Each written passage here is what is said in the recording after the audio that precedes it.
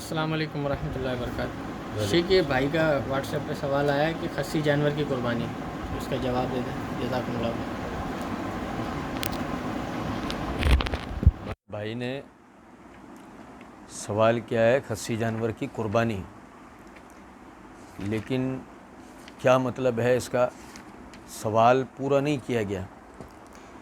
آیا وہ یہ پوچھنا چاہ رہے ہیں خصی جانور کی قربانی جائز ہے ناجائز ہے، حلال ہے حرام ہے، کر سکتے ہیں نہیں کر سکتے؟ لیکن سوال جو ہے نا وہ اگر تشریح طلب ہو تو پہلے سوال کی تشریح کروائی جاتی ہے، اس کے بعد جواب دیا جاتا ہے تاکہ جواب صحیح دینے کی کوشش ہو، اور دوسرا یہ ہے کہ اس میں مزید جو نا الجھن پیدا نہ ہو بلکہ معاملہ سلجھ جائے۔ خصی جانور کی قربانی، اب یہ تو پتہ نہیں ہے کیا مطلب ہے کہنے کا، تو میرے بھائیوں سے درخواست ہے کہ سوال جو ہے وہ مکمل کیا کریں تاکہ جو نا یہ سمجھ میں آ سکے کہ سوال کرنے والا کیا پوچھنا چاہ رہا ہے۔ جو ویسے گمان گزرتا ہے عام طور پر تو اسی کے مطابق جواب دینے کی کوشش کرتا ہوں، اللہ توفیق دینے والا ہے۔ شاید ہمارے بھائی یہ پوچھنا چاہ رہے ہیں کہ خصی جانور کی قربانی جائز ہے یا ناجائز ہے، تو سمجھیں اس بات کو کہ علماء کرام کا ایک بہت بڑا طبقہ جو ہے وہ خصی جانور کی قربانی کا قائل ہے کہ خصی جانور کی قربانی ہو جاتی ہے۔ اب یہاں پر جو نا دو چیزیں سمجھنے کی ہیں، ایک خصی جانور کی قربانی ہونا اور ایک جانور کا خصی کرنا، تو یہ دو علیحدہ باتیں ہیں، ان میں فرق جو نا وہ ضرور ملحوظ رہنا چاہیے۔ اب دیکھیں یہ قرآن پاک کے اندر سورہ نساء آیت نمبر 119 ہے، اللہ رب العزت نے فرمایا وَلَا أُضِلَّنَّهُمْ وَلَأُمَنِّيَنَّهُمْ وَلَآمُرَنَّهُمْ فَلَيُبَتِّكُنَّ آذَانَ الْأَنْعَامِ وَلَآمُرَنَّهُمْ فَلَيُغَيِّرُنَّ خَلْقَ اللَّهِ۔ اللہ نے شیطان کا ذکر کرتے ہوئے فرمایا کہ وہ آدم علیہ السلام کی اولادوں کے لیے کہتا ہے کہ میں انہیں ضرور گمراہ کروں گا اور ضرور انہیں غلط امیدیں دلاؤں گا اور انہیں ضرور حکم دیتا رہوں گا، سو وہ یقیناً جانوروں کے کان چیرا کریں گے، اور میں انہیں حکم دیتا رہوں گا، سو وہ یقیناً اللہ کی بنائی ہوئی چیزوں کو بدلا کریں گے۔ یہ جو الفاظ ہیں نا وَلَآمُرَنَّهُمْ فَلَيُغَيِّرُنَّ خَلْقَ اللَّهِ، کہ میں انہیں حکم دوں گا کہ وہ اللہ کی تخلیق کو بدلیں۔ اس کی تفسیر میں یہ سنن کبریٰ امام بہقی کی، اس کی جلد نمبر 10 صفحہ نمبر 42 حدیث نمبر ہے 19796۔ ابن عباس رضی اللہ تعالی عنہما ان سے اسی آیت سورہ نساء آیت نمبر 119 فَلَآمُرَنَّهُمْ فَلَيُغَيِّرُنَّ خَلْقَ اللَّهِ کی تفسیر کے حوالے سے پوچھا گیا تو انہوں نے جواب میں کہا قال یعنی اکسائل بہائم، یہ اللہ کی تخلیق کو بدلنے کا مطلب کیا ہے؟ تو انہوں نے جواب میں کہا چوپایوں کو خصی کرنا، چوپایوں کو خصی کرنا، یہ اللہ کی تخلیق کو بدلنا ہے۔ شیطان ابن آدم کو ان باتوں کی طرف اکساتا ہے کہ وہ اللہ کی تخلیق کو بدلیں۔ جیسے اس کی مثال ایسے سمجھیں کہ اس آیت کی تفسیر میں مفسرین نے یہ جو عورتیں چہرے کے بال خوبصورتی کے لیے چہرے کے بال اکھڑواتی ہیں، دانتوں کے درمیان میں کشادگی کرواتی ہیں، محدثین نے اس کو بھی یعنی کہ فَلَيُغَيِّرُنَّ خَلْقَ اللَّهِ کہ اللہ کی تخلیق کو یہ بدلیں گے، اس سے تعبیر کیا ہے۔ تو جس طریقے سے وہ غلط ہے اسی طریقے سے عمدن جان بوجھ کے جانوروں کو خصی کرنا بھی اس آیت کے ابن عباس رضی اللہ عنہ فرماتے ہیں کہ اس آیت کی تفسیر میں آتا ہے۔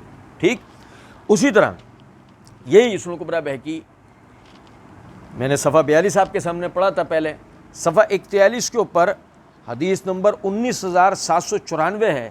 ابن عمر رضی اللہ تعالیٰ عنہ فرماتے ہیں انہ کان یکرہ اکساء البہائم، کہ وہ چوپایوں کو جانوروں کو خصی کرنا برا سمجھتے تھے۔ وَيَقُولُ لَا تَقْطَعُوا نَامِيَةَ خَلْقِ اللَّهِ عَزَّ وَجَلَّ، کہ اللہ نے جس عضو کو تخلیق کیا ہے اس کو نہ کاٹو۔ امام بہقی رحمۃ اللہ علیہ اس اثر کو نقل کر کے کہتے ہیں ھذا هو الصحیح موقوف، یہ روایت موقوفاً صحیح ہے۔ ٹھیک ہے نا؟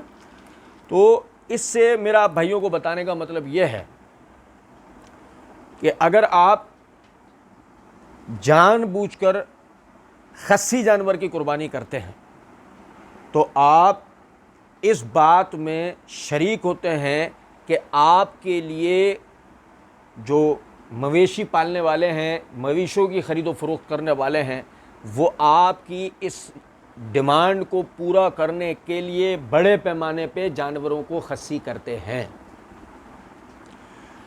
ہمارے یہاں نہیں یہ ایک بات مشہور ہو گئی ہے کہ خصی جانور کی قربانی افضل ہے۔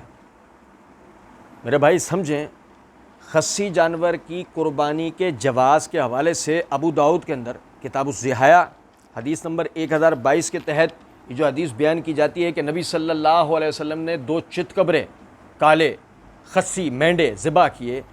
اس کی سند میں راوی ابو عیاش المعافری، یہ میرے ہاتھ میں تہذیب التہذیب ہے حافظ ابن حجر کی، اس کی یہ جلد نمبر 8، اس کا صفحہ نمبر ہے 217، ترجمہ نمبر ہے 8575۔ وہ ابو عیاش المعافری کے حوالے سے لکھتے ہیں قال الحاکم ابو احمد لا اعرف اسمہ، امام حاکم ابو احمد فرماتے ہیں کہ اس کے نام تک کو ہم نہیں جانتے۔ یہ راوی مجہول الحال ہے، مجہول الحال راوی کی روایت پایہ ثبوت کو نہیں پہنچتی، جس کا مطلب یہ ہے کہ خصی جانور کی قربانی کی روایت کی ثبوت میں بھی مسئلہ ہے کہ خصی جانور کی قربانی یہ سندن ثابت بھی نہیں ہے۔ چاہ جائے گا کہ ہم یہ بولیں کہ خصی جانور کی قربانی کرنا افضل ہے، جیسے کہ ہمارے ہاں مشہور ہو گیا ہے، یہ بحث نہیں ہے۔ نہ آنڈو جانور کی قربانی افضل ہے اور نہ یہ خصی جانور کی قربانی کی کوئی افضل کی بحث ہے۔ آپ بات سمجھیں، اگر آپ قربانی کا جانور خریدنے بازار گئے اور آپ کو آنڈو جانور نہیں میسر آتا، مثال کے طور پہ خصی جانور میسر آتا ہے، آپ خصی جانور کی قربانی کر لیں، ٹھیک ہے، کیونکہ آپ جو ابو داؤد وغیرہ میں حدیث کی کتابوں میں آپ دیکھیں گے جو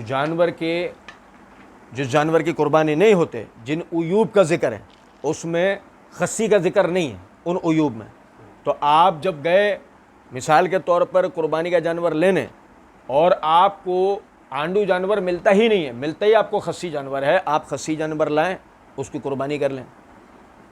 لیکن آپ سمجھیں کہ آپ خصوصیت کے ساتھ جانور ہی خصی ڈھونڈنے جا رہے ہیں، یہی وجہ ہے کہ بڑے پیمانے پہ اچھے خاصے جانور کو باقاعدہ خصی کر دیا جاتا ہے۔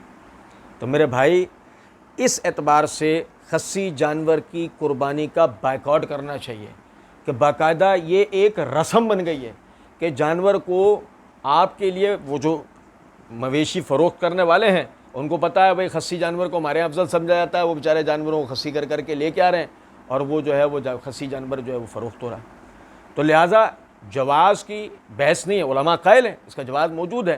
اگر آپ جاتے ہیں، میں پھر عرض کر رہا ہوں کہ اگر آپ قربانی کے لیے جانور ڈھونڈنے جاتے ہیں، آپ کو آنڈو جانور نہیں ملتا، آپ خصی جانور لیں، اس کی قربانی کریں، مسئلہ نہیں۔